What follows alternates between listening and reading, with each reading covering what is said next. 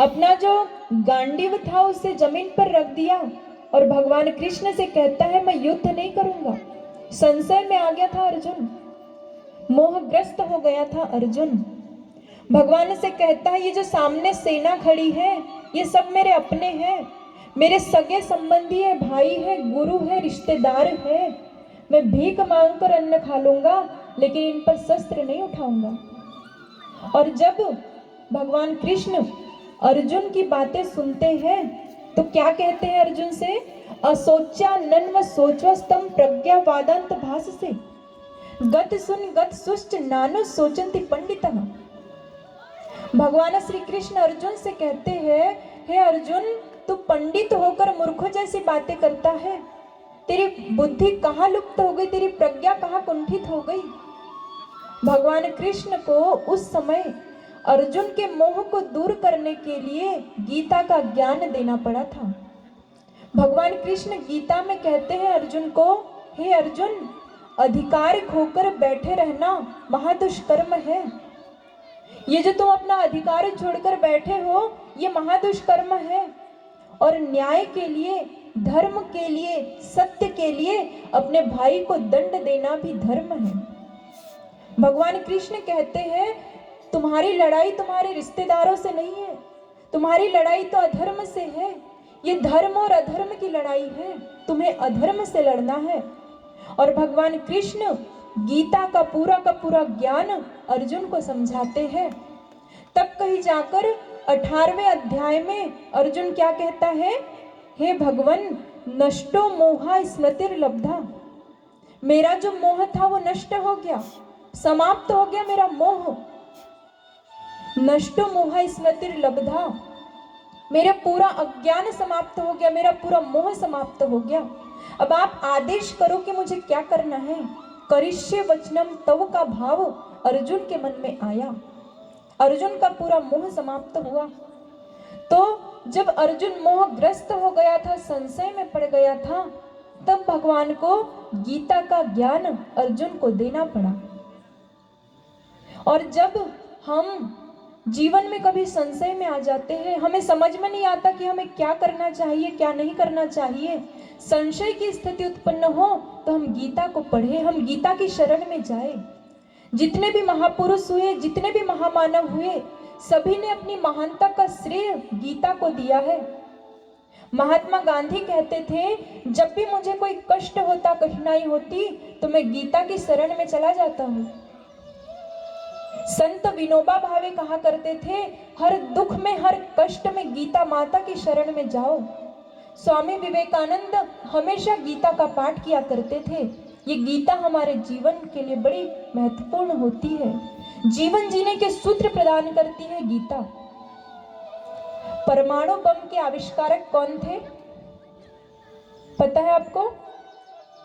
परमाणु बम के आविष्कारक थे रॉबर्ट ओपनहाइमर। ये अपना अनुभव लिखते हैं। ये कहते हैं कि जिस प्रकार अर्जुन संशय में पड़ गया था युद्ध करूं कि नहीं करूं, इसी प्रकार मैं भी संशय में था कि परमाणु बम का आविष्कार करूं कि नहीं करूं। क्योंकि मैं जानता था कि यदि परमाणु बम बना तो ये कितनी बड़ी तबाही ला सकता है, इस बात को मैं जानता था। लेकिन दूसरी ओर मेरा कर्तव्य था जो मुझे परमाणु बम बनाने के लिए विवश कर रहा था। तो एकदम संशय की स्थिति थी, मेरे कुछ समझ में नहीं आ रहा था। तब वे लिखते हैं कि उस समय मैं गीता की शरण में गया, मैंने गीता को पढ़ा और गीता को पढ़ने के बाद मेरे समस्त संशय समाप्त हो गए। मेरी समझ में आया कि अब मुझे क्या करना चाहिए।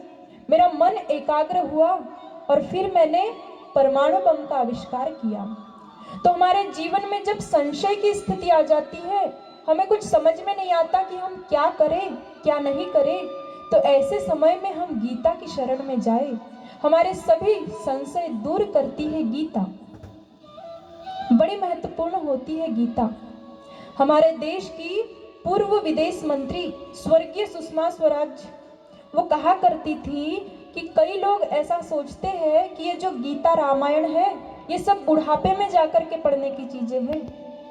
और जब लोग अपने बुढ़ापे में, वृद्धावस्था में जाकर के गीता पढ़ते हैं, रामायण पढ़ते हैं, तो उन्हें बड़ा दुख होता है, पश्चाताप करते हैं कि हमने अपने जीवन की युवावस्था में, जवानी में गीता को क्यों नहीं पढ़ा। यदि हमने उस समय इन ग्रंथों को पढ़ा होता तो हमारा जीवन आज कुछ और होता। ये जो जीवन में कष्ट कठिनाई चल रही है ये न हुई होती। लोग पश्चाताप करते हैं। ये गीता, ये रामायण, ये हमें केवल आध्यात्मिक ज्ञान नहीं देती, ये हमें व्यवहारिक ज्ञान भी प्रदान करते हैं।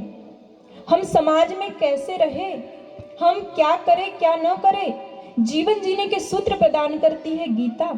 इसलिए हम ये ना सोचे कि हम वृद्धावस्था में जाकर के पढ़ेंगे। हम अभी से, युवावस्था से गीता रामायण को पढ़ें। ये हमारे जीवन के लिए बहुत आवश्यक है। एक नव दंपत्ति रेलवे स्टेशन पर बैठे हुए थे, ट्रेन की प्रतीक्षा कर रहे थे। नव दंपत्ति के सामने एक साधु बाबा थे, वो भी बैठे हुए थे, ट्रेन की प्रतीक्षा कर रहे थे।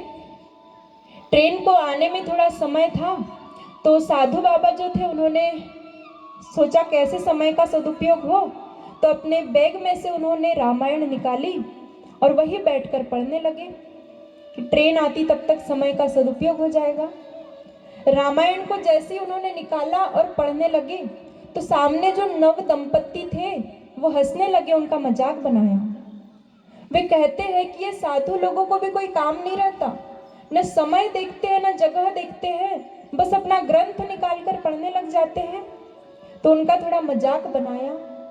साधु बाबा ने उनकी बातें सुनी लेकिन ध्यान नहीं दिया, इग्नोर कर दिया और अपना गीत रामायण पढ़ने में लग गए।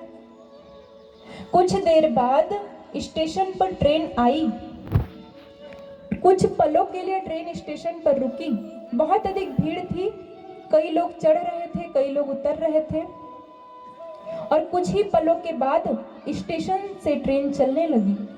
तो ट्रेन के अंदर जो नवयुवक था, साधु बाबा भी ट्रेन के अंदर ही थे, तो वो नवयुवक दोनों हाथ जोड़कर साधु बाबा से क्षमा याचना करने लगा। कहता है कि मुझे माफ कर दीजिए, मुझसे बहुत बड़ी गलती हुई है। साधु बाबा पूछते हैं क्या हुआ, तुम बताओ तो। बोले स्टेशन पर मैंने आपका मजाक बनाया था, बस इसीलिए आज मेरे साथ इतनी बड़ी घटना हो गई। आपने मुझे दंड दिया है, श्राप दे दिया है, आप मुझे क्षमा कर दीजिए। साधु बाबा पूछते हैं बेटा पहले बताओ तो कि हुआ क्या है, तुम क्यों रो रहे हो। तो वो नवयुवक कहता है कि जब स्टेशन पर ट्रेन आई, कुछ ही देर ट्रेन रुकी, कई लोग चढ़ रहे थे, कई लोग उतर रहे थे। ऐसे में मैं तो ट्रेन में चढ़ गया, लेकिन मेरी जो पत्नी थी वो वही स्टेशन पर रह गई, वो चढ़ नहीं पाई, ट्रेन चलने लग गई। मुझे लगता है कि हमने आपका मजाक बनाया था, इसलिए आपने हमें श्राप दे दिया, जिसकी वजह से मेरे साथ ये हुआ है। तो साधु बाबा उससे कहते हैं कि पहले तुम रोना बंद करो, ट्रेन को रुकवाओ। ट्रेन रुकी, उस नवयुवक की पत्नी ट्रेन में चढ़ी और साधु बाबा उसे एक उपदेश देते हैं नवयुवक को। क्या कहते हैं वे कि बेटा आज यदि तुमने रामायण को पढ़ा होता तो तुमसे आज ये चूक नहीं होती। जो गलती तुमने आज की है वो गलती तुमने न की होती यदि तुमने अपने जीवन में रामायण पढ़ी होती। साधु बाबा उस नवयुवक से कहते हैं कि भगवान राम जब भी माता सीता के साथ कहीं बाहर घूमने निकलते थे तो सबसे पहले माता सीता को सहारा देकर रथ पर चढ़ाते थे और फिर स्वयं चढ़ते थे। यदि तुमने अपने जीवन में रामायण पढ़ी होती तो तुम्हें इस बात की जानकारी होती और तुम आज ये गलती नहीं करते। तुम सबसे पहले अपनी पत्नी को सहारा देकर ट्रेन में चढ़ाते और फिर स्वयं चढ़ते। तो ये जो ग्रंथ होते हैं गीता रामायण, ये हमें केवल आध्यात्मिक ज्ञान नहीं देते, हमें व्यवहारिक ज्ञान भी प्रदान करते हैं, सामाजिक ज्ञान प्रदान करते हैं। हम समाज में कैसे रहे, हम क्या करें क्या नहीं करें, जीवन जीने के सूत्र प्रदान करते हैं। इसलिए हम ये ना सोचे कि बुढ़ापे में जाकर के हम इन्हें पढ़ेंगे, हम अभी से पढ़ना शुरू करें। छोटे छोटे बच्चों को आज गीता पढ़ाई जाए, रामायण पढ़ाए, क्योंकि आज यदि छोटे बच्चों को गीता और रामायण पढ़ाई गई तो कल को किसी कोर्ट कचहरी में गीता पर हाथ रखने की नौबत नहीं आएगी। दुनिया से सभी अपराध समाप्त हो जाएंगे। आज आवश्यकता है हमें संस्कारवान पीढ़ी की और ये संस्कारवान पीढ़ी कब आएगी? जब बच्चों को अच्छे संस्कार, अच्छे गुण सिखाएं, तब संस्कारवान पीढ़ी आएगी। परम पूज्य गुरुदेव ने संस्कारों पर बहुत अधिक बल दिया है। संस्कारों के माध्यम से ही बालक महान बन जाता है। इसीलिए बच्चों को हम अच्छे संस्कार दें। एक छोटा सा सूत्र परम पूज्य गुरुदेव ने बताया, छोटी सी परिभाषा संस्कार की। सत्प्रवृत्ति संवर्धन और दुष्प्रवृत्ति उन्मूलन ही संस्कार है। संस्कारों के माध्यम से सत्प्रवृत्तियों को बढ़ाया जाता है और दुष्प्रवृत्तियों को नीचे दबाया जाता है। दोषों का परिमार्जन करते हैं संस्कार। इसीलिए आज संस्कारों की आवश्यकता है। संस्कारों के माध्यम से व्यक्ति का जीवन धन्य बन जाता है। आज हम देखते हैं कि हमारे जो डॉक्टर है, वैज्ञानिक है, इन्होंने देश दुनिया में कितनी अधिक तरक्की कर ली, कितना विकास कर लिया है, लेकिन कोई भी डॉक्टर, कोई भी वैज्ञानिक ऐसी दवा नहीं बना पाए जो यदि हम बच्चों को दे दें तो उनमें अच्छे गुणों का विकास हो जाए। ऐसी कोई दवा या ऐसा कोई इंजेक्शन डॉक्टर नहीं बना पाए। ये जो दवा है ये तो हमारे ऋषि मुनियों ने बना करके रखी है, जिसका नाम है संस्कार। ये संस्कार रूपी दवा समय समय पर यदि बच्चों को दी जाए तो उनमें अद्वितीय परिवर्तन होता है, उनका जीवन धन्य बन जाता है, सार्थक बन जाता है। इसीलिए हम बचपन से बच्चों को अच्छे अच्छे ग्रंथ पढ़ाएं, उनके व्यक्तित्व का निर्माण करें, उन्हें गीता पढ़ाएं। ये गीता हमारे सनातन धर्म की, सनातन संस्कृति की अनमोल धरोहर है। गीता माता की महिमा को हम भावभरे कीर्तन के माध्यम से सुनते हैं। फैल रहा अज्ञान रे,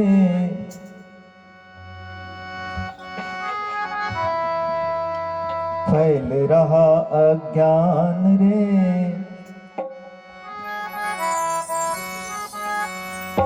आजा गीता ज्ञान सिखा जा, गीता के भगवान रे। आजा गीता ज्ञान सिखा जा, गीता के भगवान रे। फैल रहा अज्ञान रे, भटक रहा इंसान रे, आजा गीता ज्ञान सिखा जा, गीता के भगवान रे। आजा गीता ज्ञान सिखा जा, गीता के भगवान रे।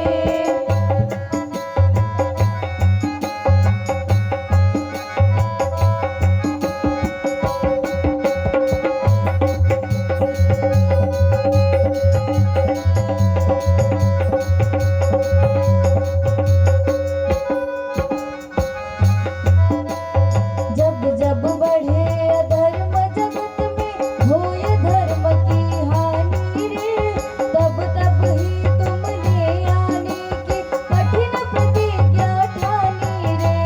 जब जब बढ़े अधर्म जगत में, होए धर्म की हानि रे, तब तब ही तुमने आने की कठिन प्रतिज्ञा ठानी रे।